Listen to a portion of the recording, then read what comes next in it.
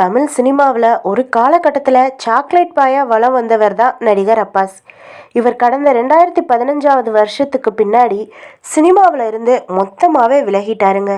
வெளிநாட்டில் வேலை பார்த்துட்டு வர்ற நடிகர் அப்பாஸ் தன்னோட மனைவி மகளோட மகிழ்ச்சியாக வாழ்ந்துட்டு வர்றாரு. சமீபத்தில் தமிழ்நாடு வந்திருந்த அப்பாஸ் திரும்பவும் சினிமாவில் நடிக்க போகிறதா தகவல் ஒன்று வெளிவந்துச்சு. இந்த நிலையில் நடிகர் அப்பாஸ் கொடுத்த பேட்டி ஒன்றில் தன்னோட மகன் பற்றி பேசின விஷயம் இப்போ இணையத்தில் வைரல் ஆகிட்டு வருது. இந்த பேட்டியில் நடிகர் அப்பாஸிடம் அவரோட மூத்த மகன் பற்றி கேள்வி கேட்கப்பட்டுச்சு. இதுக்கு பதில் சொன்ன அப்பாஸ், அவர் ரொம்ப அமைதியான ஒருவர். அந்த வயசில் நான் ரொம்ப கூத்துக்கலாட்டம் எல்லாம் பண்ணிகிட்டு இருந்தேன். ஆனால் என் மகன் அப்படி கிடையாது. ரொம்ப சிம்பிள், மெச்சூராக இருக்கார். அதனால் எனக்கே ஆச்சரியமாக இருந்துச்சு. என்னோட மகனான்னு சந்தேகமாகவும் இருந்துச்சு. பின்னாடி டிஎன்ஏ செக் பண்ணும்போது என் பையன்தான்னு சொன்னாருங்க. இவர் இப்படி சந்தேகப்பட்டு டிஎன்ஏ செக் பண்ணியிருப்பாருன்னு நீங்கள் எல்லாம் நினச்சிங்களா?